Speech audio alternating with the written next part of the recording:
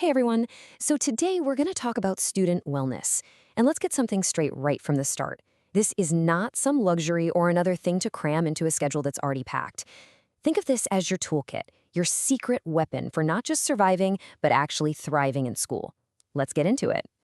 I want to start with this because honestly, it's the whole point. Everything we're about to cover comes back to this one simple truth. You only get one you. And how you take care of that one you, well, that directly impacts your grades, your friendships, your focus, everything. Okay, so maybe we won't all become pampered cats, but you get the feeling, right? That sense of being totally relaxed, cared for, just at peace. That feeling is the real goal here, and believe it or not, it's way more achievable than you might think. Now, to really understand why this stuff is so important, we have to get real about what it's like to be a student today. For so many of us, it's this environment of nonstop pressure, and it can actually trap your brain in something called survival mode. I mean, just think about your average day. Your phone is buzzing nonstop. You scroll through social media, and it looks like everyone else has it all figured out. Then you've got classes, impossible deadlines, maybe a job on top of it all. Our brains just weren't built for this constant state of high alert. And this is key. It's not just feeling stressed. It's a real biological thing. When your brain flips into survival mode, its only job is to get you through the next immediate threat. It's not thinking about learning new things or being creative or seeing the big picture. It's just trying to survive. And look at what that does to you as a student. It becomes almost impossible to focus in a lecture.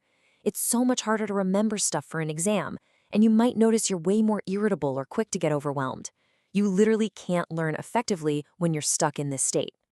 So the big question is, how do we get out of survival mode? Well, the answer is wellness. But we need to think bigger than just, eating a salad or going to the gym.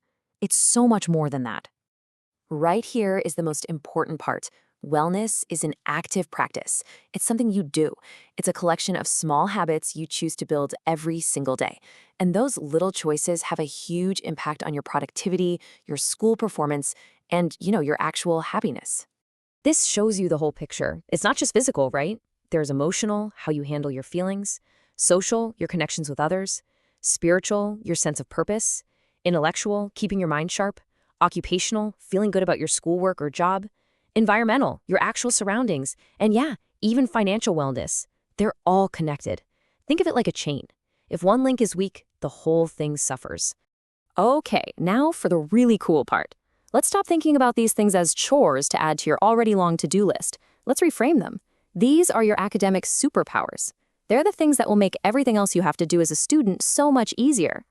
And the first, the most important, the absolute foundational superpower is sleep.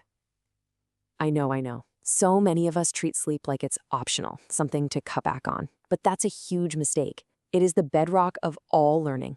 Seriously, while you're asleep, your brain is working overtime. It's like a little librarian, taking everything you crammed into your head that day, organizing it, and filing it away so you can actually find it later for a test.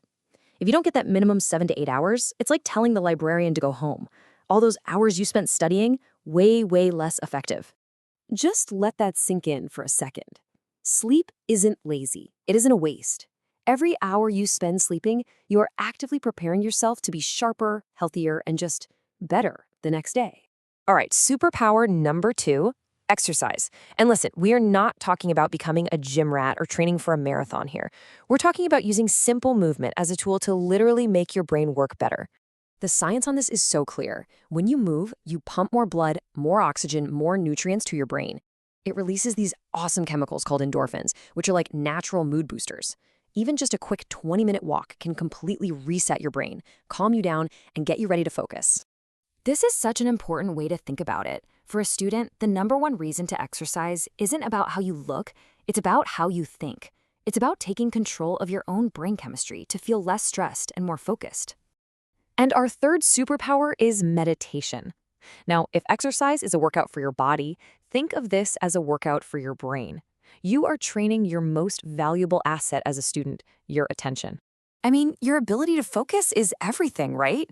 And meditation is just the simple practice of noticing when your mind has wandered off and gently bringing it back. That's it. It's a rep for your focus muscle. And the best part? You can start with just 5 minutes a day. That's all it takes to start seeing a change. That really is the bottom line. Forget all the mystical stuff you might have heard. At its core, it's a practical tool to train yourself to stay focused in class, to block out distractions when you're trying to study, and to just manage the chaos of a busy life. Okay, so we've talked about why this matters and what you can do. Now let's get super practical.